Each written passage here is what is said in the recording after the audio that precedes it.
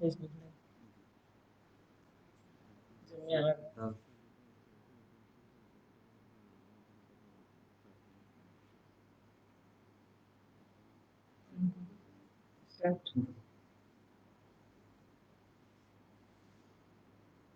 Connected আছে কিনা কিভাবে বুঝবো?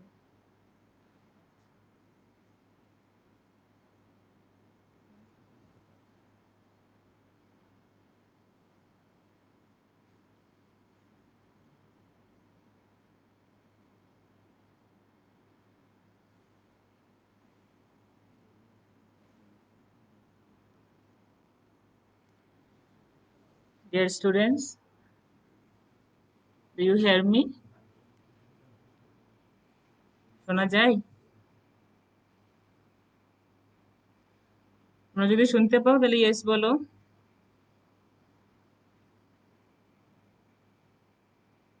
Students, do you hear me?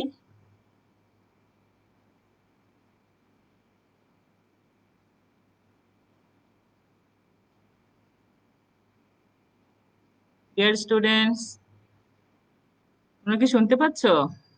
শুনলে yes বলো, একজনে কমেন্ট করো। Okay, thank you. Hope you are well. হ্যাঁ, আমরা এখন সবাই একটা ক্রাইসিসের মধ্যে আছি, তাই আমাদের একটু এই লেকচার ক্লাসগুলো এইভাবেই নেওয়া লাগছে। হয়তো 100% ফুলফিল হচ্ছে না তোমাদের রিকোয়ারমেন্ট, বাট আমরা চেষ্টা করছি যতটুকু পারা যায়। Today's our topics is postmenopausal bleeding and endometrial carcinoma. You know, postmenopausal bleeding is an important topic because 30% cases of the postmenopausal bleeding patient presented with the postmenopausal bleeding have diagnosed later as different type of the malignancies. So it is an important topic in our day-to-day practice and in admitted patients. What is postmenopausal bleeding? Bleeding per vagina following established menopause is called postmenopausal bleeding. তোমরা খেয়াল করো যে established menopause means what is menopause? You have to understand first what is menopause. You know, the permanent menopause may be defined as the permanent cessation of the menstruation at the end of the reproductive life due to loss of ovarian follicular activity. Here, the 2 points should be noted. One is the at the end of the reproductive life. Another one is the loss of ovarian follicular activities.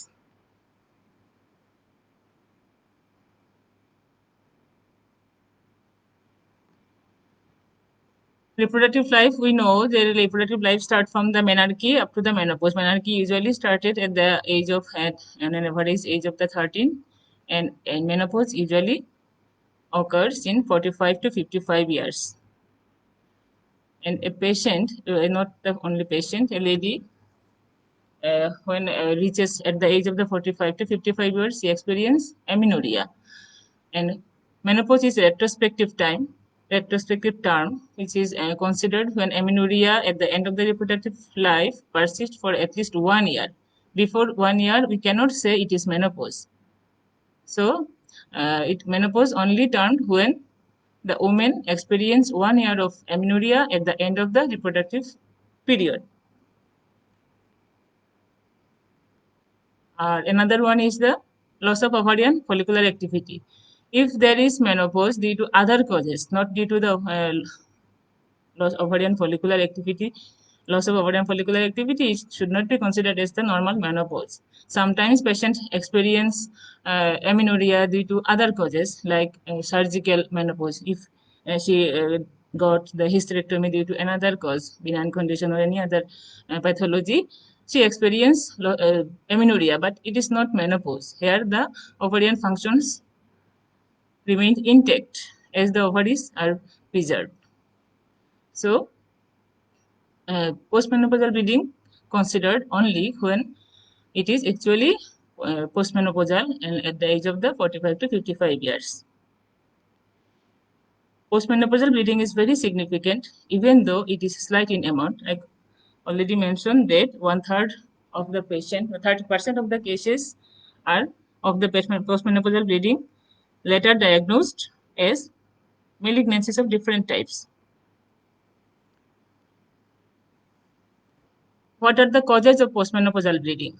It is the important question for you for your exam. We often ask the causes of tell the causes of postmenopausal bleeding. Most important causes are the malignancies, though it is I write it in letter.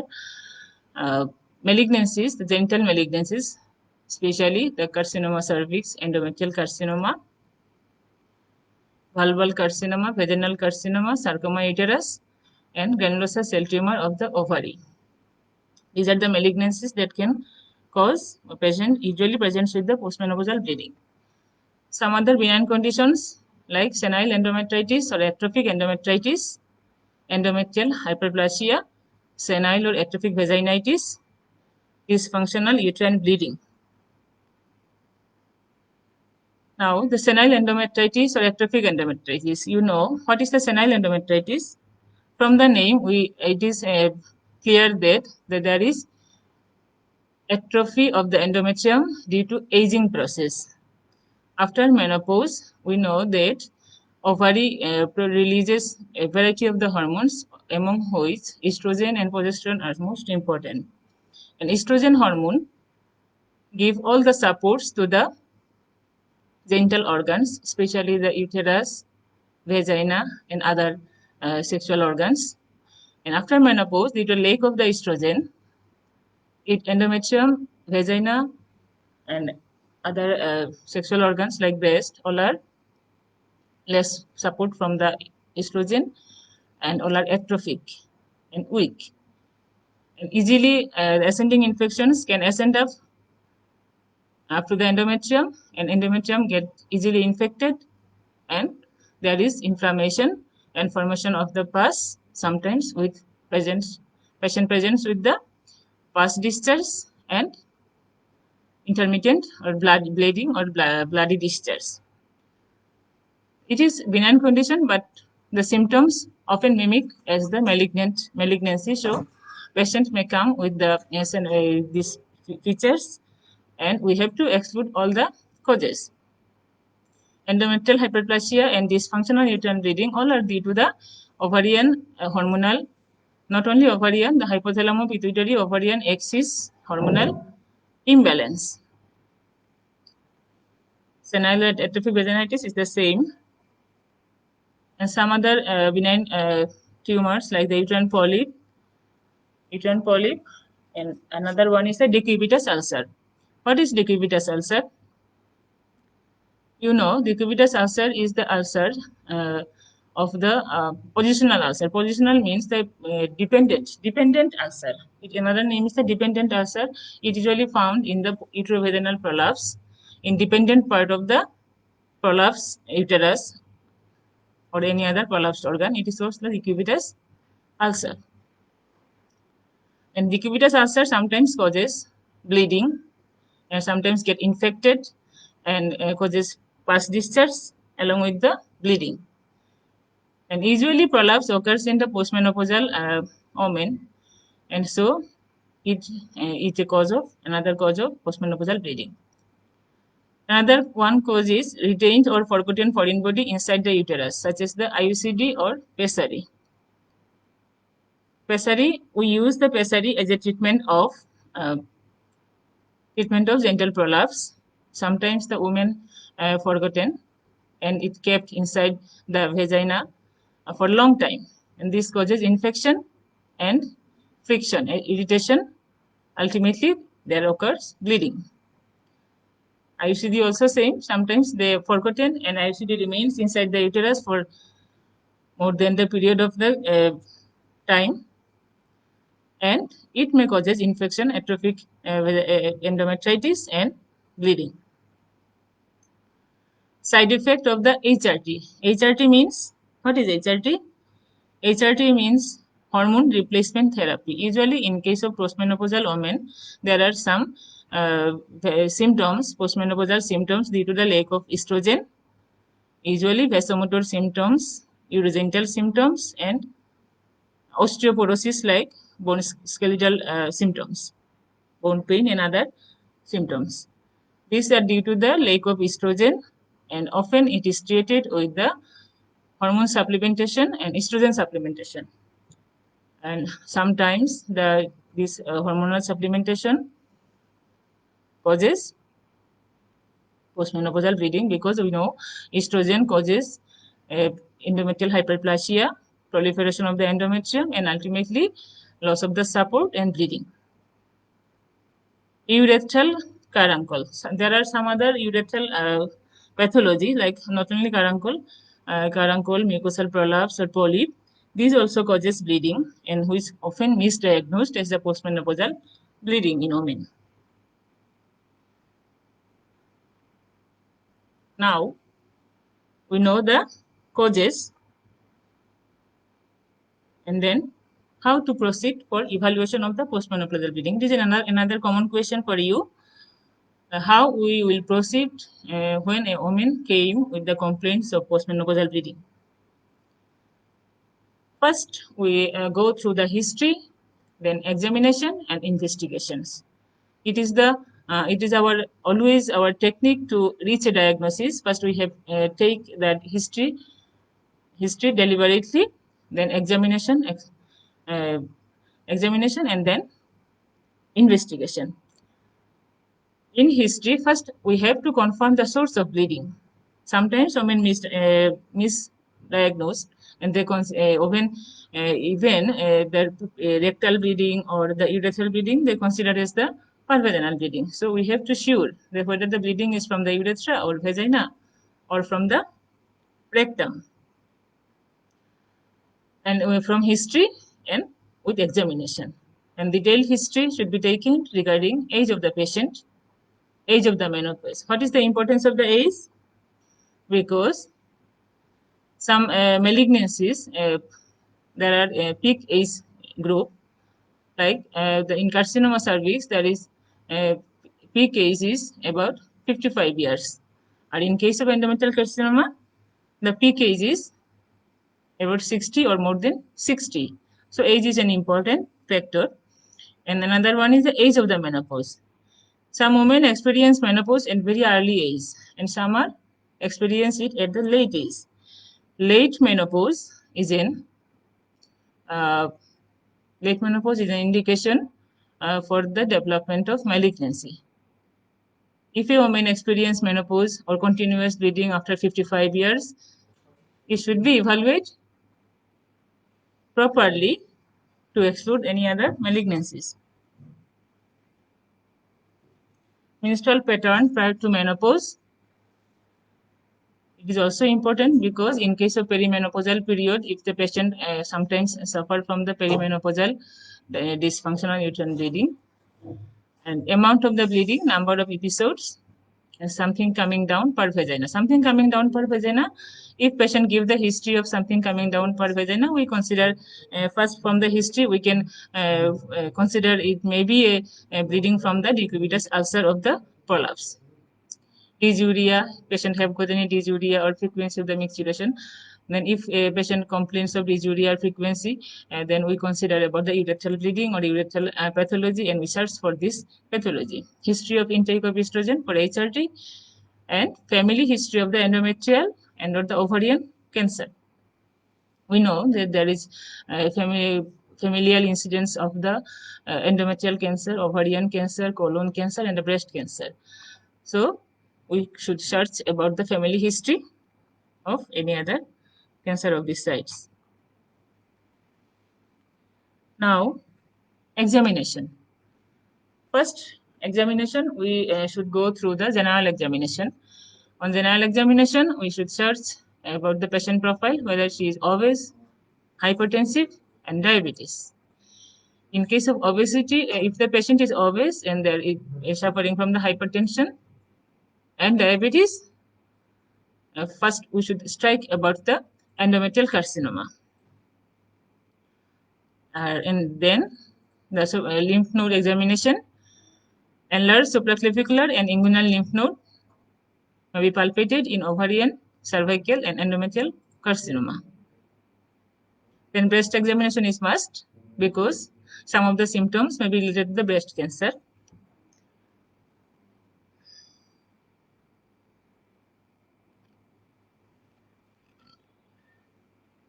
Now, abdominal examination. On abdominal examination, a lump may be palpated, that is the enlarged uterus due to the pyometra or uterine sarcoma. And sometimes adnexal tumor, ovarian tumor may be palpated. Especially, which type of the ovarian tumor causes the postmenopausal bleeding? We know if the ovarian tumor is hormone-producing ovarian tumor, it can cause endometrial hyperplasia and postmenopausal bleeding. Now, pelvic examination. We know that the pelvic examination has four components. One is the inspection, another one is the speculum examination with visualization of the cervix with Casco's bivalve vaginal speculum. That is the speculum examination. Number 3 is the bimanual examination, and number 4 is the rectal examination. First, inspection of the vulva, perineum, and the introitus, that is the vaginal visible part of the vagina. But for inspection of the urethral meatus, we have to separate the labia by using our thumb and the middle finger. Otherwise, the urethral meatus, we cannot see the urethral meatus, and we cannot see any pathology like carbuncle, polyp, or mucosal prolapse. The first part of the pelvic examination is the inspection, and then in inspection we can see any growth or any ulceration or any other growth in the vulva or the introitus or perineum which can cause bleeding. On speculum examination, it is necessary for the visualization of the cervix. We see the condition of the cervix and vault of the vagina. Sometimes we can see the vaginal wall also with the speculum, rotating the speculum side by side. And here, any growth, if there is any growth, we can take the biopsy and send it for histopathology. And if cervix looks apparently healthy, then we should take the cervical and endocervical smear for any premalignant condition like cervical intraepithelial neoplasia or dysplasia. And if the cervix looks healthy, then we also can take the endometrial aspiration sample to exclude the endometrial carcinoma. Third component is the bimanual examination. By bimanual examination, usually we do the bimanual examination to ascertain the position of the uterus and its size and its position, its mobility, etc. And also we note the adnexal, palpate the adnexal to confirm the size of the ovary or any mass in the ovary. On bimanual examination, we can find the uterus normal in size, or it may be atrophied, as the patient usually came with the menopausal, and sometimes enlarged uterus due to the pyometra or sarcoma. Now, what is pyometra? Collection of the pus inside the uterus is called the pyometra. That is, a pyometra due to the infection inside the uterus. There is infection, pus formation, collection, and then it distends the uterus and cannot comes out due to the cervical obstruction. And this is the pyometra. And the adnexal mass can be palpable by bimanual examination. Rectal examination usually corroborate with the abdominal examinations. Now, investigations. What are the investigations? There are some special investigations. Actually, investigations directed according to the history and examination. And one single patient does not need all the types of the investigations. We select the investigations according to the history and examination findings. The investigation usually used for the postmenopausal patients are first is the ultrasonography. Ultrasonography, especially the transvaginal ultrasonography, TVS. It is more specific than the abdominal ultrasonography because the target organ, especially endometrium, is more close to the transvaginal probe, so diagnosis is more accurate. So in case of postmenopausal bleeding, we prefer the transvaginal sonography in compared to the transabdominal. CIS, what is CIS? Saline infusion sonography. Saline infusion sonography. It is more accurate than the even from the TVS. It is another type of the TVS, transvaginal sonography, where normal saline is used for better visualization of the uterine cavity. 5 to 10 ml of the normal saline is introduced inside the uterine cavity with a cannula and then TVS done for better visualization of the endometrium and any other polyp or growth in the uterus. Hysteroscopic evaluation and directed biopsy. We know the hysteroscopy, we can directly visualize the uterine cavity, and even if there is any polyp or any other pathology or ulcer, we can take directly biopsy at the same setting. And polypectomy also can done by hysteroscope. Other investigations are endometrial biopsy, fractional curetage, laparoscopy. Laparoscopy in suspected cases of the ovarian or adnexal mass, CT scan and MRI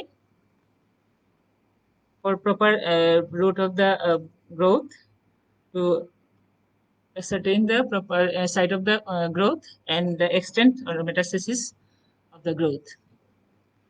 Now the treatment of the postmenopausal bleeding. It is very simple treatment according to cause. There is no definite specific single treatment.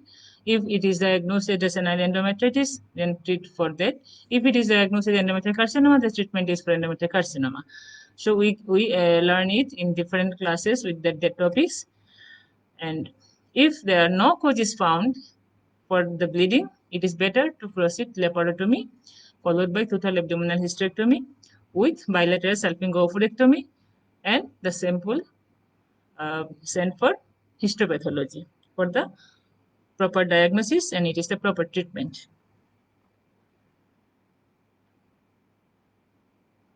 Here are some causes of the enlargement of the uterus, if not so needed. Now, the endometrial carcinoma.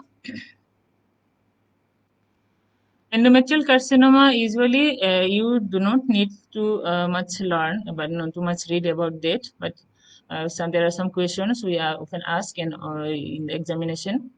So you have to know about endometrial carcinoma, but not details.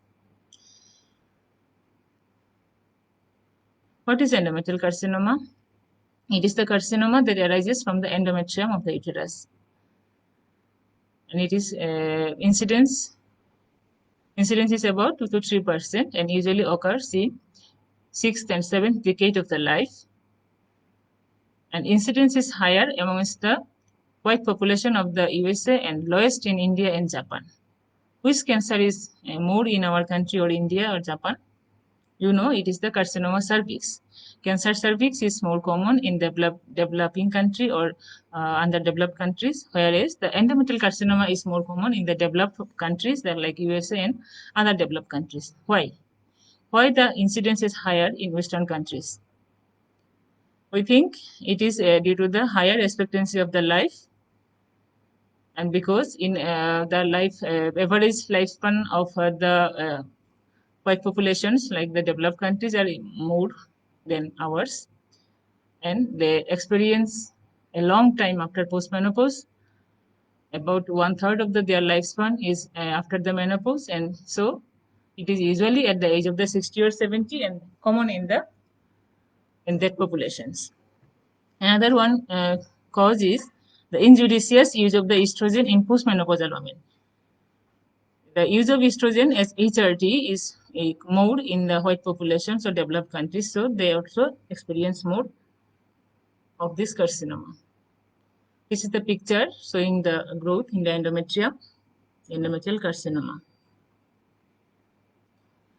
There are two distinct pathologic types. One is estrogen dependent, another is estrogen independent.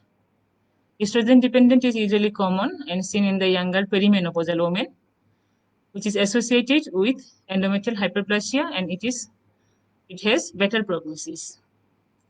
Another one is estrogen independent, that is seen in the older postmenopausal women, thin women, and where there is no source of the estrogen stimulation of the endometrium, and it is usually associated with the atrophic endometrium, and the prognosis is poor. Etiology, there are some risk factors. The age, I already mentioned, the age is about 60 or more than 60 years, but in 25% cases, it occurs before the menopause. Parity, common in nulliparous women or in women with low parity, in comparison to carcinoma cervix, where the carcinoma cervix occurs usually in the multiparous women, where the high parity. And race, in racial incidence, it is more common in the GUSs, where the GUSs are almost immune to the carcinoma cervix. And diabetes mellitus, another risk factor, important risk factor. 50% of the patients with endometrial carcinoma have glucose intolerance, and 10 to 30% are frankly diabetes. Obesity is another important risk factor. 10 to 20 kg overweight women have the threefold risk, whereas the 25 kg overweight have tenfold increased risk. Why obesity causes carcinoma? Because of the more conversion of the estrogen in the periphery, aromatization of the androgens to estrogen, and it causes endometrial proliferation, ultimately stimulates the endometrium, and there is development of carcinoma. There is a term, the corpus cancer syndrome. What is this? Corpus cancer syndrome. Sometimes we ask in examination, your exam, what is corpus cancer syndrome? It is a combination of diabetes, obesity, and hypertension in association with endometrial carcinoma. Is called the corpus cancer syndrome. Another risk factor is the estrogen or hyperplasia of the endometrium. Estrogen, that is the prolonged estrogen therapy as HRT or any other cause. Estrogenic tumor of the ovary like Wenlosa cell tumor, late menopause, polycystic ovarian syndrome, which there has a prior history of the polycystic ovarian syndrome. These are all causes the more estrogenic stimulation, and this causes endometrial carcinoma. Tamoxifen. Tamoxifen is a drug which is usually used as an adjunctive therapy in patient of the breast carcinoma. It is anti-estrogenic but weakly estrogenic. Long-term use of the tamoxifen can cause endometrial stimulation and hyperplasia, thereafter ultimate growth to the endometrial carcinoma. Family history or personal history of the colon cancer, ovarian cancer, or breast cancer should note in during history. And there are association of the fibroid in 30% cases, and endometrial hyperplasia associated with the carcinoma in 25% cases. These are the causes of the endometrial carcinoma. Classification of the endometrial carcinoma, you need not to memorize this, but only what type of the carcinoma. It is the endometrioid adenocarcinoma. You should memorize the name of the endometrioid adenocarcinoma. It is the more common type, and 80% cases it is endometrioid adenocarcinoma. There are other types, the rare types, that mucinous adenocarcinoma, papillary serous carcinoma, clear cell carcinoma, squamous carcinoma, and poorly differentiated carcinoma. How it spread? That is how it metastasizes. We know there are some routes of the spreads, like direct invasion, lymphatic spread, hematogenous spread, and seeding. By direct invasion, tumor usually grows slowly, but gradually invade the myometrium, and it may take several years to reach the peritoneal coat. From the myometrium, invasion ultimately spread out to the outer surface of the uterus and invade the broad ligament and adjacent organs. In downwards, it spread to the cervix. It is the direct invasion. When lymphatic spread, Lymphatic spread to the tubes, ovaries, and upper vagina. Lymph node involvement is relatively late, but affected nodes are para-aortic, internal, external, and common iliac groups, superficial inguinal nodes, and para-aortic groups via the ovarian lymphatics, internal, external, and common iliac groups via the uterine lymphatics, and superficial inguinal nodes via round ligament.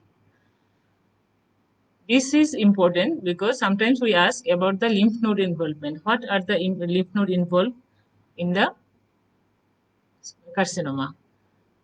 More important is the carcinoma cervix, lymph node involvement of the carcinoma cervix. I already take the class about carcinoma cervix, and here I mentioned, and it is the spread of the endometrial carcinoma.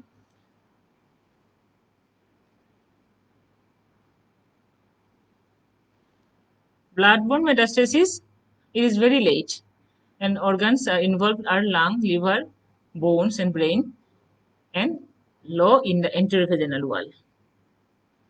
In upper part of the enterovaginal wall, it is direct invasion, and lower part, it is the hematogenous spread. Seeding to the ovaries, tubes, and pseudoblast often formed. Vagina is involved in 10 to 15% of the cases. Sometimes there is volt metastasis following hysterectomy, may be due to the direct implantation or by the previous lymphatic or venous embolism. Now the patient profile, clinical features. What are the clinical features? Clinical features, first we should know about the patient profile. Patient is usually nulliparous or low purity and postmenopausal or history of the late menopause, and obese patient, and may have that hypertension or diabetes. That is, there are four important factors: the nulliparous or low-parous women, postmenopausal, obese, having hypertension, having diabetes, and came with the history of postmenopausal bleeding. The first consideration for diagnosis is the endometrial carcinoma.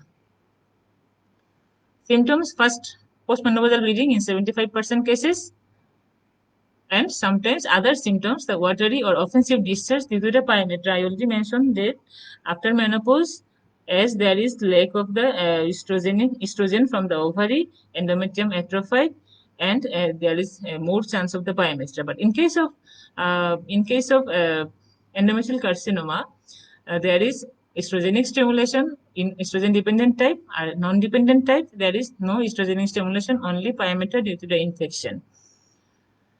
Watery and offensive discharge due to the pyometra, and sometimes there is a spasmodic uterine pain. We know that it is the habit of the uterus to expel anything inside it. It may be a retained product of conception, or maybe foreign body, or maybe tumor, or maybe any other polyp or growth. Uterus always try to expel it from its inside, so it try to contract, and patient feel the pain, spasmodic pain. And in case of carcinoma endometrium, patient symptom that there is another symptom. Important symptom is the uterine pain. On examination, what we found?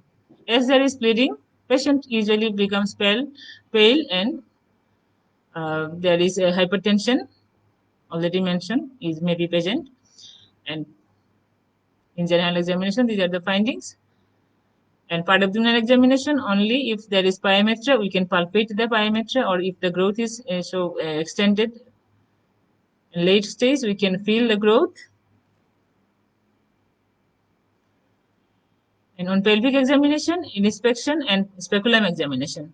Then speculum examination, cervix usually looks healthy. In case of endometrial carcinoma, there is patient came with the postmenopausal bleeding, but the cervix looks healthy.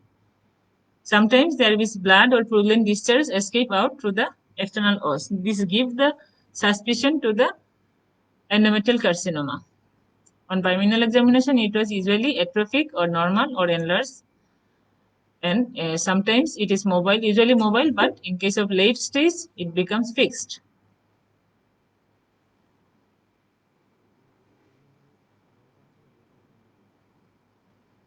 Now, what are the differential diagnoses? Actually, all the causes of the postmenopausal bleedings are the differential diagnosis of the endometrial carcinoma. I already mentioned the causes of the postmenopausal bleeding.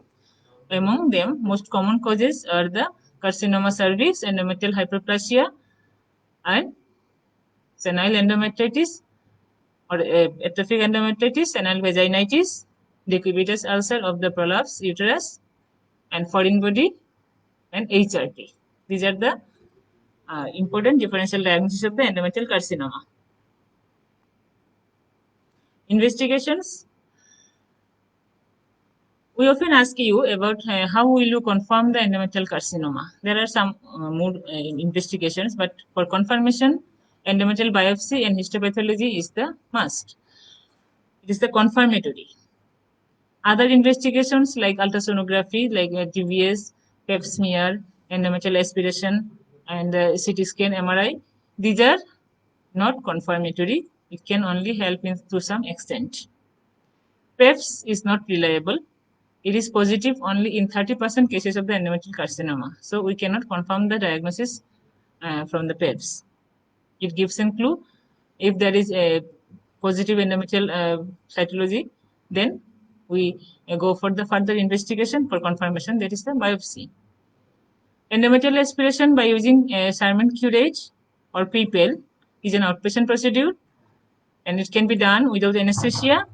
It is cytological diagnosis, and it is more diagnostic accuracy is more than others like PEPS and others, about 92 to 98%. So it can be practiced, but in our practice, it is not available to our day-to-day practice. We can do the PEPS and then endometrial biopsy and histopathology. How can take the biopsy? We can take biopsy by DNC operation under anesthesia.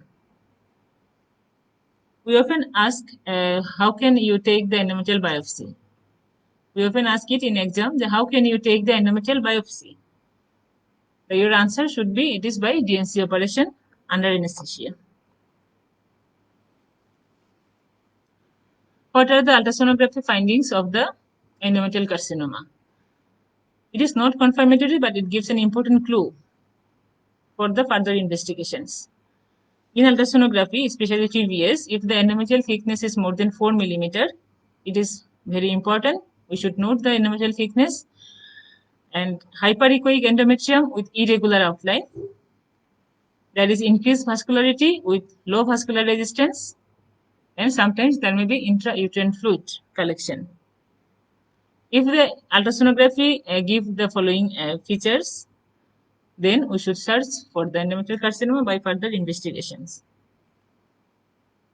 Hysteroscopy helps in direct visualization and endometrium, and biopsy can be taken.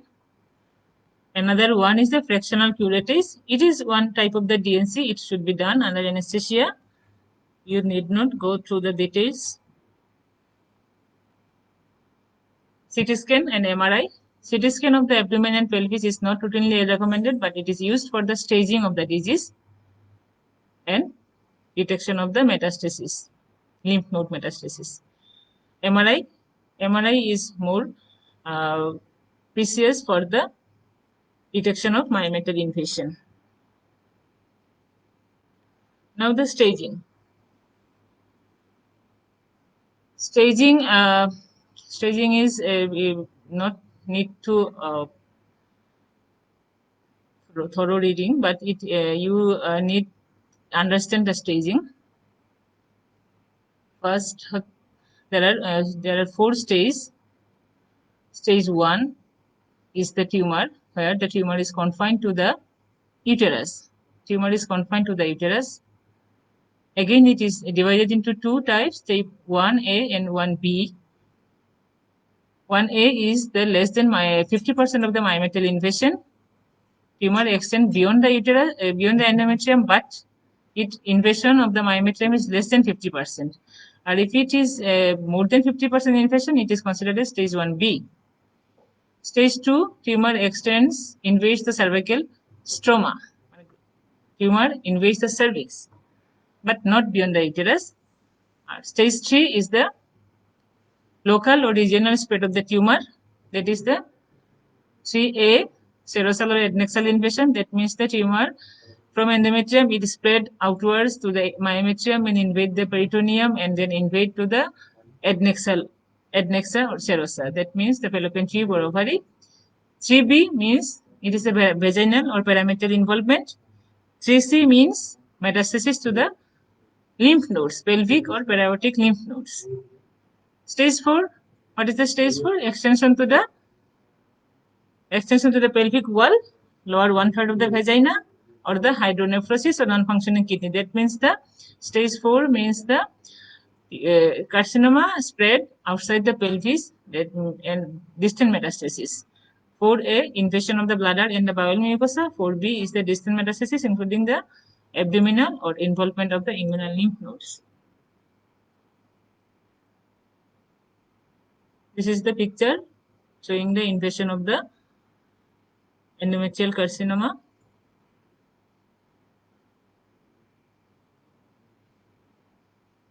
Majority of the patient came with the stage 1.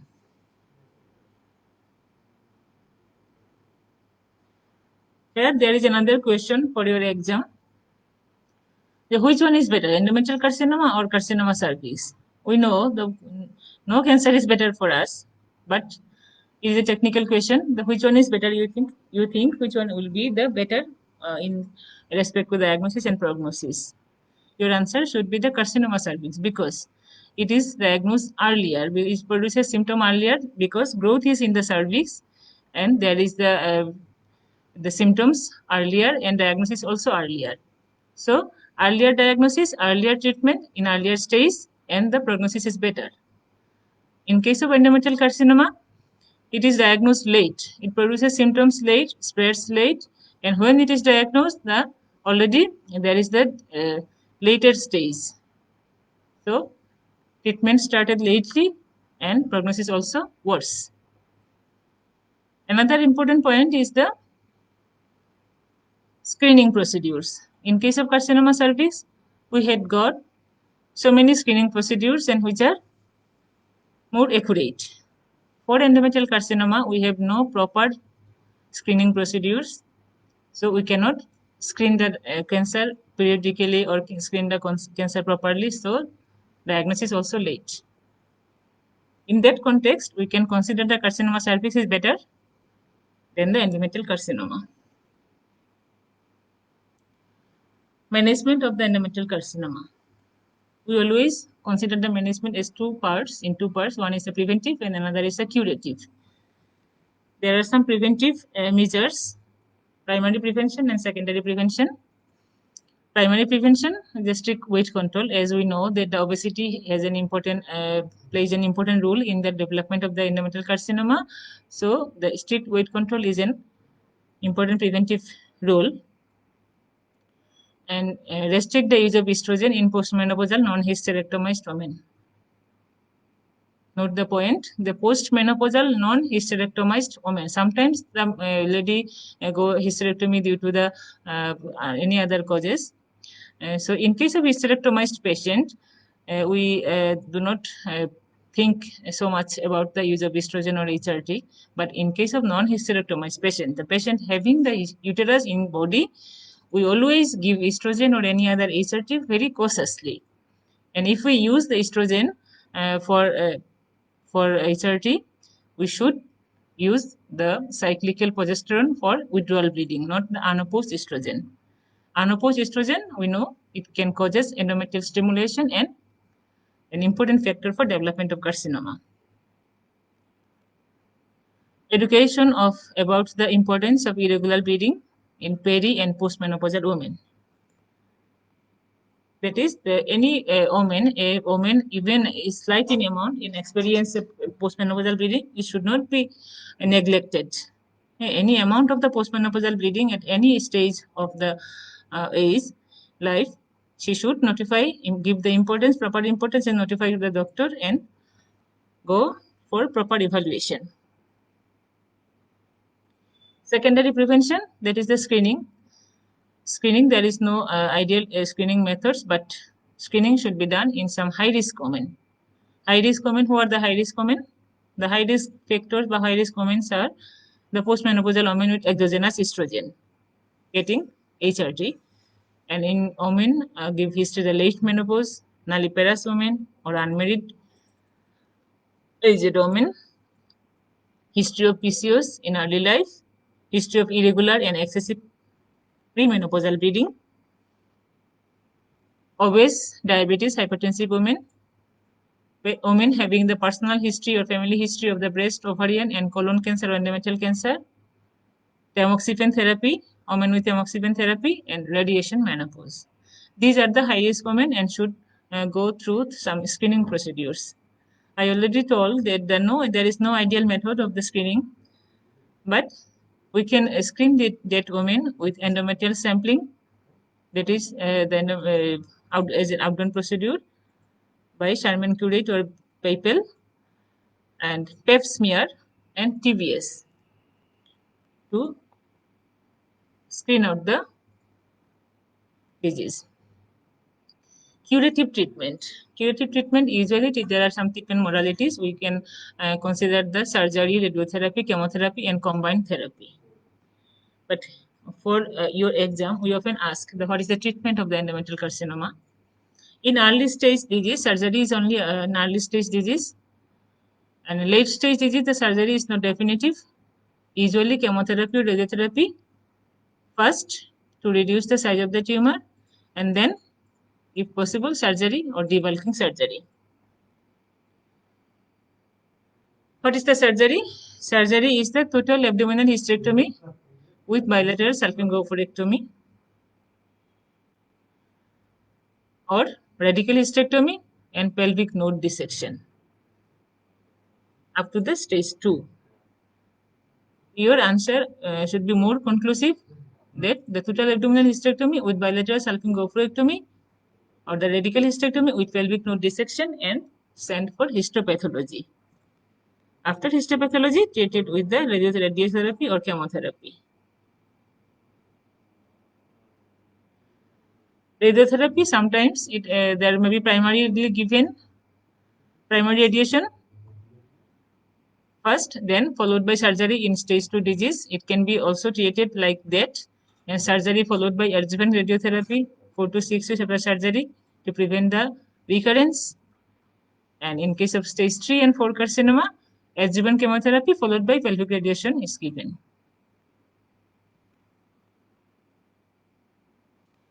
Chemotherapy usually used in the advanced and recurrent cases or in the metastatic cases. Drug used for chemotherapy are progesterone, tamoxifen, and cytotoxic drugs. That is the hormones. Progesterone and tamoxifen are commonly used as the cancer is the hormone sensitive, and then other drugs are cytotoxic drugs like adriamycin, cisplatin, carboplatin, paclitaxel, and cyclophosphamide. Then 5-year survival rate, stage 1, 81 to 95%, stage 2, 67 to 77%, stage 3, 31 to 60%, and stage 4, 5 to 20%. Follow-up done by history and clinical examination, and 3 monthly for the first 2 years, and then 6 monthly for lifelong. Now, it's all about the today's topics. If you have got any question, you can ask through the comment.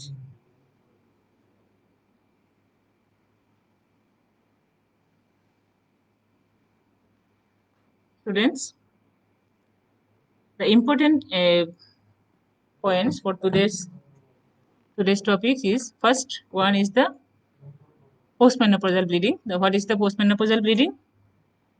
And then what are the causes of postmenopausal bleeding? Then what are the risk factors for the endometrial carcinoma? And then what are the how can you diagnose the endometrial carcinoma? And what is the confirmatory? How can you confirm the endometrial carcinoma? And what is the treatment? And treatment is the surgery in the early stages, and surgery is the total abdominal hysterectomy with bilateral salpingo-oophorectomy or radical hysterectomy with lymph node dissection, and for histopathology. The specimen sent for histopathology, followed by chemotherapy and radiotherapy. That's all.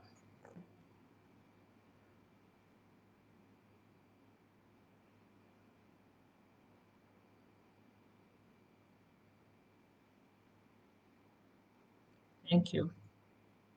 Seshna.